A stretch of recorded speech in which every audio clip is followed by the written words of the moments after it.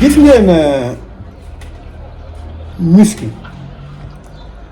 dafa nekk loo xam ne sooy liggéey conseil bi ma leen jox la nga bëgg am musculature nga bëgg am muscle foog nga xam yan muscle ñooy ànd yan muscle nga war a liggéey yi ñoo ànd yee ñoo ànd par exemple dama leen di jox benn exemple tey pour nga liggéey par exemple biceps nga liggéey biceps say biceps mu am masse c'est sûr que dafa am muscle yoo xam ne ñooy ànd par exemple dafa am benn y a un mouvement maanaam dafa am benn interaction boo xam ne c'est entre les os maanaam yax yi les articulations fi sa yaram di yëngoo maanaam di lemoo di tàllaliko les muscles et les tendons muscle mooy lii ngay gis tendon mooy li nga xam ne moo relier yax bi ak yenn faisceau musculaire yi chaque muscle travaille en se raccourcissant muscle buy liggéey dafa am lu ko jàppale tey biceps su lemoo mu def nii triceps bee tax tey soo xoolee sa biceps foo ko tàllalee triceps bi moo contracté moo tax ça veut dire que bii dafa décontracté foo ko lemee triceps bi moo décontracté moo tax bii ni lemu ba pare am contraction kon ça veut dire que su fekkee da ngay liggéey loxo tu dois impérativement nga liggéey loxo ak triceps ak sax avant-bras parce que tey nga jël fii nii ba fii dafa am ay muscles yu ci nekk yoo xam ne benn mënul dem bàyyi ca morom nga ñëw biceps yàlla biceps brachial et le brachial externe li nga xam ne moo relier brachial externe ak sa loxo mooy le long supinateur maanaam avant-bras c'est-à-dire que pour expliquer leen chaque un muscle ne peut pas travailler seul mënul nekk un muscle a besoin d'un autre muscle pour être contracté wala pour se décontracter les muscles travaillent toujours en duo loolu la ñuy wax antagoniste agoniste antagoniste tey loxo bi tey soo ko lemee loolu la ñuy wax agoniste boobu en même temps dafa am benn antagoniste bu am loolu mooy au niveau des triceps maanaam dafa relâché wu pour bii mun a kii sooy squat par exemple da ngay gis koo xam ne day ñëw sa ak squat def ay squat am rek dem liggéey couché dem yoonam déedéet il faut travailler les muscles complètement en isolation soo squattee foo sukkee mais yaa ngi liggéey ischio-jambier ak fees yi parce que maanaam rallongement bi nga xam ne moo am ci quadriceps yi relâchement la en fait li la jàpp mooy fees yi ak ischio-jambier maanaam ginnaaw tànk yi foo jugee taxaw nga gis sa tànk quadriceps yi ni muy contracté nga gis trois kii vaste externe vaste interne ni muy jugee fe parce que muscle bi da nga ko lem donc soo ko tàllalee comme sa tànk soo ko tàllalee carrément c'est-à-dire que boobu mooy c'est le cas contraire mooy pas muscle bi dafa contracté wu soo xoolee ci ginnaaw day relâché c'est-à-dire que éviter leen tout le temps di ñëw saal bëgg a liggéey lépp wala nga boole muscle yoo xam ne bokkul saa waay tey liggéeyal épaule ak triceps ci kese non kenn du liggéey noonu il faut travailler arms da ngay liggéey loxo yëpp maanaam avant-bras triceps ak biceps noonu ngay liggéey c'est-à-dire que le système maanaam agoniste ak antagoniste noonu la nga mun a amee musculature boo xam ne c'est certifié quand un muscle se contracte l'autre muscle se tend loolu mooy yoon quand un muscle se contracte mooy agoniste quand un muscle se décontracte mooy antagoniste ainsi si nous bandons par exemple le triceps pendant un entraînement les fibres musculaires se compriment day comprimer maanaam fibres musculaires yi day gën a day maanaam yëpp day comprimer maanaam lemu pour jox la par exemple rondeur bi nga xam ni moo nekk nii et le bras c'est plie au-dessus du coude loolu mooy permettre la détention du triceps loolu moo lay permettre nga solliciter triceps bi soo tàllalee sa loxo biceps bi décontracté na triceps yi la maanaam vaste externe vaste interne la longue portion lépp contracté na moo la koy may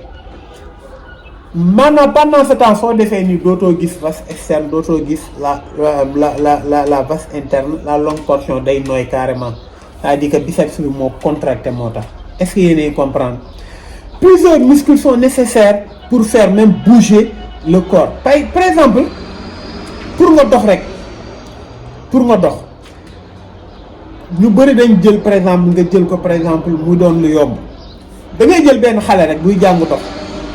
la moo tax mouvement yi di metti parce que l'interaction le duo des muscles n'est pas complet dafa am muscle yoo xam da kaa manqué wu ko mais dëgëragul jàppagul tey pour mettre un pied à l'avant pour nga dox par exemple nga jël sa tànk nga teg ko ci kanam rek nous devons impliquer des multitudes d'articulations et quelques 200 muscles squelettiques pour lañ nga dox benn pas c'est-à-dire que muscle dafa am solo tey soo xoolee pour produire rek un mouvement nous devons envoyer loolu la ñuy wax les signaux neuronaux maanaam le centre moteur du cerveau ngay envoyer benn signaux mu transmettre signaux yooyu au muscle maanaam par la voie nerveuse maanaam nerf yi loolu mooy maanaam la voie sensorielle mooy tax nga nerf ñëpp xam nañ ko même xar foo ko reyee day ko ne di kii c'est-à-dire que nerf yi moo bàyyeegul kon c'est-à-dire que musculation dama leen jox benn conseil soo leen waree liggéey pec liggéey leen les pectoraux sur tous les angles pec tey dafa am ay muscles yu bokkul mënoo ñëw coucher rek dem sa yoon la moo tax ñu naan la coucher nga def bench droit parce que yaa ngi solliciter sa dënd yëpp par exemple mais à un taux par exemple de 20% moo tax ñu naan la liggéeyal par exemple bench droit parce que dafa am ay faisceau sternocostal inférieur faisceau sternocostal supérieur soo paree ñu ne léegi defal chaise inclinée pour nga mën a liggéey le faisceau claviculaire comme ndax yéen may comprendre baax pour nga mën a liggéey le faisceau claviculaire moo tax ngay xaw a incliner kii bi parce que soo nee nii déjà yaa ngi liggéey épaule soo defee nii légèrement yaa ngi liggéey le faisceau claviculaire après ñu ne la defal barre décliné maanaam sa bopp xaw a féete suuf boobu yaa ngi liggéey le faisceau sternal parce que lii nii moom la ñuy wax le sternum mooy li xar dënn bi soo paree loolu ñu ne la léegi da ngay def haltère ngay buux haltère loolu da lay permettre le faisceau sternocostal inférieur ak supérieur mu mun a rattaché wu à l'humérus maanaam mu mun a ñëw ba nii moo tax ngay def nii léegi pour nga rattacher lépp pour nga say humérus gën a xar moo tax ñu naan la defal fly c'est-à-dire que muscle da nga koy liggéey sur tous les angles noonu ngay liggéeyee pour mun a am musculature bu baax koo gis muy def musculation te avancé ni mu koy def moo baaxul wala un mauvais coaching comme ni ma koy waxee tout le temps loxo la même chose sooy liggéey loxo c'est la même chose da nga war a liggéey mi ngi mel ni épaule da nga war a liggéey deltoïde antérieur latéraux postérieur le muscle trapèze sooy liggéey doo la même chose da ngay gis ku ñëw pëli rek dem yoonam vidéo bi dina gudd mais je veux que ngeen comprendre réponse yi ma bëgg kii yëpp laa ci bëgg a répondre ku bëgg a am réponse yi nga ko ci fekk sooy liggéey doo la même chose doo dafa am 5 muscles yoo xam ne mënoo bàyyi bii def bële soo pëlee rek dem sa yoon da ngaa échauffé rek du la jariñ dara dina la jariñ mais pas comme dans un travail en isolation comme dos da ngay ñëw pëli y a le muscle petit rond le muscle grand rond le muscle infraépineux moo tax sa épaule di bouger y a le muscle trapèze y a le grand dorsal yëpp da nga ko war a liggéey te y a des mouvements spécifiques pour ça un coach daf la war a xamal nan ngay def ba mun a xam yooyu la kon bu leen nax seen bopp soo ñëwee saal ne xaaral ma liggéey pec ak biceps bonul baax na de toute façon baax na mais am leen habitude soo leen liggéey pec ngeen liggéey pec complet sooy liggéey épaule nga liggéey épaule complet sooy liggéey loxo nga liggéey hanche complet maanaam loxo complet sooy liggéey dos nga liggéey bas complet sooy liggéey tànk nga liggéey tànk quadriceps ischio-jambier nga liggéey fesse mollet tout noonu la ñuy liggéey bu fekkee da nga bëgg am musculature gars yi maa ngi jéggalu vidéo bi gudd na mais je voulais que gars yi comprendre bu baax a baax musculation parce que ñu bëri dañ naan il se développe pas mais dañoo war a xool seen manière d'entraîner bañ a jaxase ay muscles yoo xam ne amuñu rapport les muscles se travaillent en duo maanaam loxo mun na liggéey par exemple biceps triceps duo la parce que ñoo denn pour sa biceps su taxaw foog sa triceps su baax leen partagé mooy le brachial externe kon diggante le brachial externe et le biceps brachial ak triceps bi c'est-à-dire que li nga xam ne mooy tax sa biceps si gën a yéeg mooy triceps si développé pour nga xam ne brachial bi day yéeg tuuti pour téye biceps brachial bi. avant bras bi la même chose pour mu rafet pour loxo rafet foog mu rattaché wu avec le brachial externe. kon gars yi j'espère que comprendre ngeen j'ai été assez explicite ñi ngi ziar ñëpp di bëggee ñëpp di ñaanal ñëpp jàmm bonne fin de semaine merci beaucoup.